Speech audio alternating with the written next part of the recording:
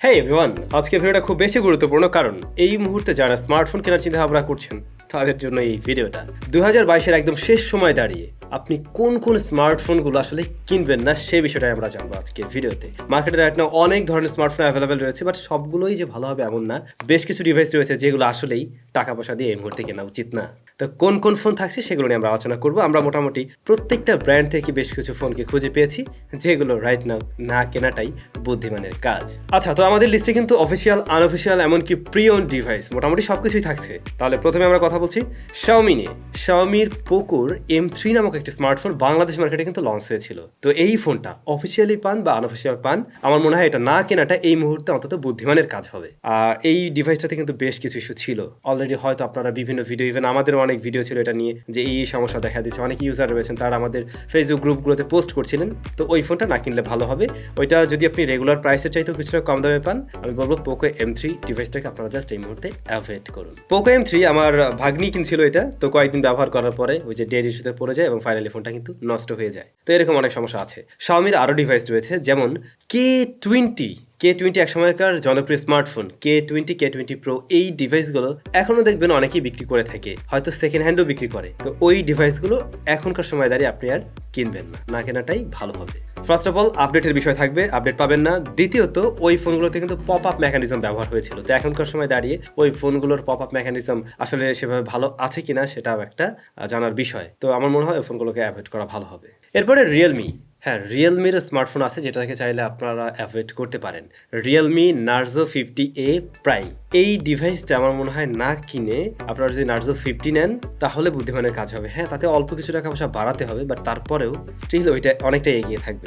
Narzo 50A prime এইটা ধরুন আপনি কিনবেন কত দিয়ে, 16,000 সামথিং মনে হয় পাওয়া যায় দারাজে বিশেষ অফারের পরে।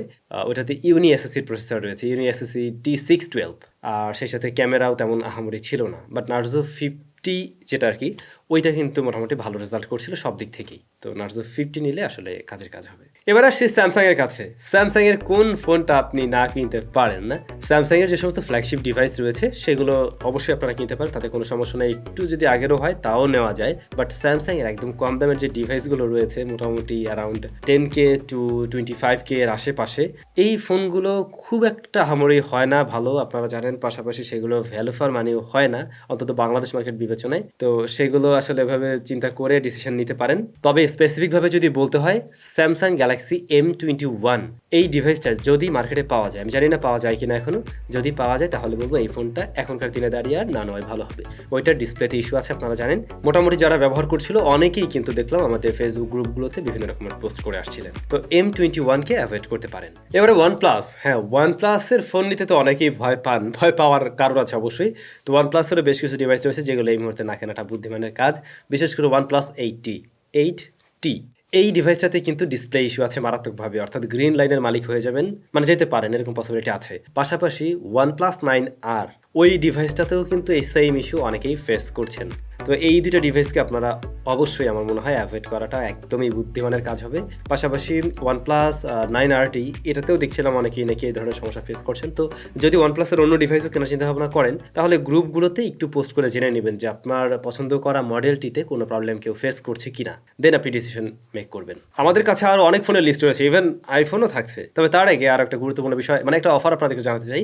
DocTime এই অ্যাপসটার ব্যাপারে নিশ্চয়ই জানেন। বাংলাদেশে টেলি হেলথ অ্যাপ হিসাবে কিন্তু গুগল প্লে স্টোরের রেটিংয়ের দিক থেকেও এটা কিন্তু একদম 1 নম্বর পজিশনে রয়েছে, নিশ্চয়ই জানেন। তো DocTime-এ রাইট নাও আপনাদের জন্য বিশেষ অফার। তো 2 বছর পূর্তি উপলক্ষে DocTime-এ এই মুহূর্তে স্পেশাল অফার রয়েছে আপনাদের জন্য। 90% ডিসকাউন্টে আপনি MBBS ডক্টরের সহায়তা নিতে পারছেন, মানে 10 টাকায় আপনি কনসালটেশন নিতে পারবেন MBBS ডক্টরের। ভিডিও ডেসক্রিপশনে DocTime অ্যাপসের লিঙ্কটি দেওয়া থাকবে, আপনি চাইলে সেখান থেকে ইনস্টল করে নিতে পারেন অথবা গুগল প্লে স্টোরে গিয়ে সার্চ করলেও পেয়ে যাবেন। আর DocTime অ্যাপসের মাধ্যমে আপনি যে সমস্ত ডক্টরের সেবা গ্রহণ করবেন তারা প্রত্যেকেই কিন্তু MBBS ডক্টর এবং প্রত্যেকেই বাংলাদেশ মেডিকেল এবং ডেন্টাল কাউন্সিলে নিবন্ধিত। এবারে টেকনো। হ্যাঁ, টেকনোরও সেরকম ডিভাইস আছে যেগুলো আমরা চাইলে এই মুহূর্তে না কিনতে পারি। টেকনোর কেমন সিরিজের স্মার্টফোন টেকনো কেমন 16, টেকনো কেমন 16 এর 8/128GB ভ্যারিয়েন্ট বাংলাদেশ মার্কেটে অফিসিয়ালি মনে হয় এই মুহূর্তে পাওয়া যায় 22,000-এর আশেপাশে এরকম। তো ওই ডিভাইসটা এখনকার দিনে দাঁড়িয়ে আসলে কেনার কোনো মানেই হয় না। ওটাতে মিডিয়াটেক হেলিও G70 রয়েছে, তাদের ওয়েবসাইটে দেখলাম অ্যাভেলেবল আছে, আমি জানি না মার্কেটে আসলে কতটুকু অ্যাভেলেবিলিটি রয়েছে এই ফোনের। এটার আরেকটা ভ্যারিয়েন্ট আছে ছোট, ওইটাও মনে হয় 16,000-এর আশেপাশে পাওয়া যায়, বাট ওটাও না নেওয়াও বুদ্ধিমানের কাজ হবে। ইভেন টেকনোর নিজের এই অন্যান্য ডিভাইস আছে এরকম বাজেটে, তো সেগুলো আপনারা দেখতে পারেন, ওগুলো আরও নতুন মডেল, সেগুলো চয়েস করা বুদ্ধিমানের কাজ হবে। এছাড়াও টেকনো স্পার্ক 7 এই ডিভাইসটাকে আমার মনে হয় এই মুহূর্তে নেওয়াটা যুক্তিসঙ্গত না, একদমই না। টেকনোর পরেই থাকবে তার খালাতো ভাই ইনফিনিক্সের অনেক ফোন যে মার্কেটে অ্যাভেলেবেল আছে এমনটা কিন্তু না, বাট তারপরেও ইনফিনিক্সের থেকেও আমরা খুঁজে পেয়েছি এমন স্মার্টফোন যেটাকে আপনি চাইলে এই মুহূর্তে বাদ দিতে পারেন। ইনফিনিক্স স্মার্ট HD, যেটা বেশ পুরাতন একটি স্মার্টফোন বলতে পারেন, এবং এইটার যে প্রসেসর মিডিয়াটেক হেলিও A20, এই প্রসেসর দিয়ে এখনকার দিনের কাজ চলবে না বলতে পারেন। তো আমার মনে হয় এই ফোনটাকে বাদ দিয়ে আপনি মোটামুটি ওই 1010-এর আশেপাশেই কিন্তু আরও অনেক ডিভাইস পেয়ে যাবেন, সেগুলোকে দেখলে ভালো হবে যেগুলো রিসেন্ট টাইমে লঞ্চ হয়েছে।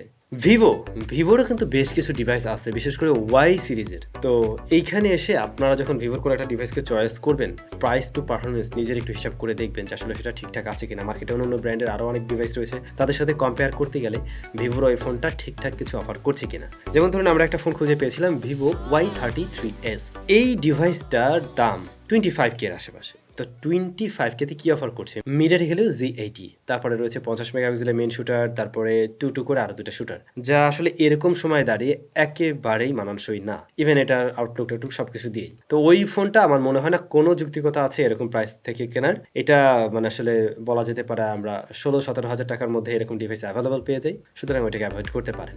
ওপোর A সিরিজের স্মার্টফোন ওপো A1K 2019-এর ফোন, বাট এখনও নাকি মার্কেটে পাওয়া যায়, এই ফোনটাকে জাস্ট অ্যাভয়েড করুন। এছাড়াও ওপো রেনোর একসময়কার খুবই জনপ্রিয় স্মার্টফোন ওপো রেনো 4, ওই ডিভাইসটাতে কিন্তু কোয়ালকম স্ন্যাপড্রাগন 720G ছিল, বাট আমি বলবো এই সময় দাঁড়িয়ে ওই ডিভাইসটা আপনারা আর না চয়েস করুন, বরঞ্চ নতুন লেটেস্ট কোনো স্মার্টফোন নেওয়ার চিন্তা ভাবনা করলে ভালো হবে। ইভেন ওইটার যে দাম, তাতে আপনি মার্কেটে কিন্তু আরও অনেক দারুণ ডিভাইস পেয়ে যাবেন, ইভেন ওপোরে ফোন পেয়ে যাবেন।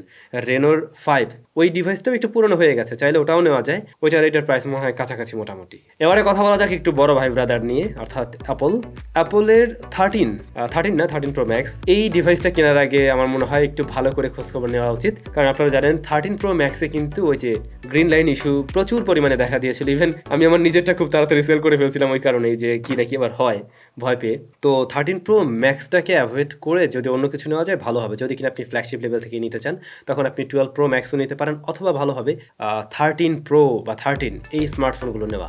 আর যদি একদম ছোটোর দিকে যাই আমরা, সেক্ষেত্রে আমি বলবো এখনকার দিনে দাঁড়িয়ে মিনিমাম আইফোন 8-এর উপরে থাকা উচিত, বা 8 থেকে শুরু করা উচিত। এর নিচে যে ফোনগুলো পাওয়া যায় সেগুলো ঠিকই আপনি ইউজ করতে পারবেন, কিন্তু ততটা ভালো ব্যাটারি ব্যাকআপ পাওয়া যাবে না। সেই সাথে ওভারঅল সব কিছু মিলে মানে আউটলুকেরও তো একটা বিষয় আছে, সেই সমস্ত বিষয় আপনার কাছে মনে হবে যুগ উপযোগী হলো না। সো এগুলো একটু চিন্তা ভাবনা করে দেন আপনারা ডিসিশন নিতে পারেন। এবারে বেশ কিছু পুরাতন মডেল সম্বন্ধে বলা যেতে পারে। আসলে এখানে মেনশন করার মতো কোনো সুযোগ নেই যে আমি অমুক ব্র্যান্ডের কথা বলছি বা অমুক মডেলের কথা। আপনারা দেখবেন বাজারে অনেক পুরাতন ডিভাইস পাওয়া যায়, ইভেন প্রিওন ডিভাইস পাওয়া যায়, বা হয়তো রিপ্লেসমেন্ট ইউনিটও পাওয়া যেতে পারে। তো ওই ডিভাইসগুলোতে আসলে পরবর্তীতে আর কোম্পানি আপডেট দিবে কিনা, মেজর আপডেট আপনি পাবেন কিনা, বা সফটওয়্যার আপডেট আসবে কিনা, সেটা জেনে অবশ্যই কিন্তু আপনি কিনবেন। যদি দেখেন যে ওই ডিভাইসগুলোতে আর সফটওয়্যার আপডেট দেওয়া হবে না, দেন আমি বলবো ওই ডিভাইসগুলো থেকে দূরে থাকুন। যে সমস্ত ডিভাইসে আগামী বছরটাতে 2023 সালে আপনি 1 বছর হয়তো সফটওয়্যার আপডেট পাচ্ছেন না, ওগুলো না নেওয়াটা বুদ্ধিমানের কাজ হবে। পাশাপাশি আরও অনেক প্রিয়ন ডিভাইস পাওয়া যায় যেগুলোতে ব্যাটারি কিন্তু খুব একটা বড় হয় না। এখনকার দিনে আমরা স্ট্যান্ডার্ড হিসেবে কি জানি 5000 mAh ব্যাটারি, বাট দেখবেন একটু আগেকার ফ্ল্যাগশিপ ফোনগুলোতেও ব্যাটারি অনেক ছোট ছিল, 3000-এর আশেপাশে, এরও নিচেও ছিল। তো ওই ফোনগুলো এখন নিয়ে আপনি আর পোষাতে পারবেন, আপনার কাছে মনে হবে আরে কি রে, ব্যাটারিতে চার্জই থাকে না। তো ওগুলোকে অ্যাভয়েড করা ভালো হবে। অর্থাৎ আপনার প্রিয়ন্ড বা পুরাতন ফোন নিলেও যাতে আপডেট অ্যাটলিস্ট পাওয়া যায়, এই সমস্ত বিষয় এনশিওর করে দেন নেওয়ার চিন্তা ভাবনা করবেন। তো ভিডিওটি কেমন লাগলো অবশ্যই কমেন্ট করে জানাবেন। সবাই খুব বেশি ভালো থাকবেন, সুস্থ থাকবেন। নিশ্চয়ই দেখা হচ্ছে স্যামজনের ব্র্যান্ড নিউ ভিডিওতে।